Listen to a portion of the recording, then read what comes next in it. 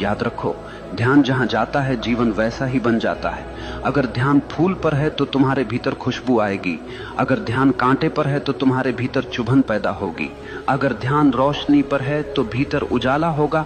अगर ध्यान अंधकार पर है तो भीतर अंधेरा भर जाएगा। ये तुम्हारे ऊपर है कि तुम किस ओर देख रहे हो। जरा एक उदाहरण सोचो। दो आदमी बाजार से गुजर रहे हैं। एक की नजर सड़क पर गिरे कूड़े पर है।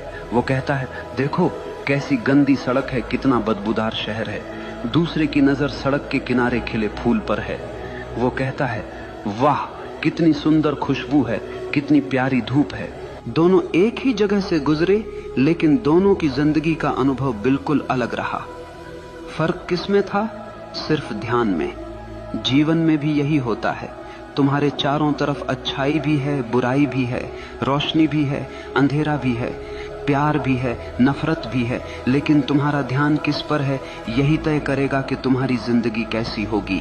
अगर तुम बार बार उन्हीं लोगों की बुराई पर ध्यान लगाओगे जिन्होंने तुम्हें चोट पहुंचाई है, तो तुम धीरे धीरे उनके जैसे बन जाओगे। लेकिन अगर तुम अपना ध्यान अपने सपनों पर लगाओगे, अपनी आत्मा की भलाई पर लगाओगे, तो धीरे धीरे तुम्हारे भीतर से शक्ति फूटने लगेगी। यही कारण है कि महान लोग कभी दूसरों की आलोचना पर ध्यान नहीं देते।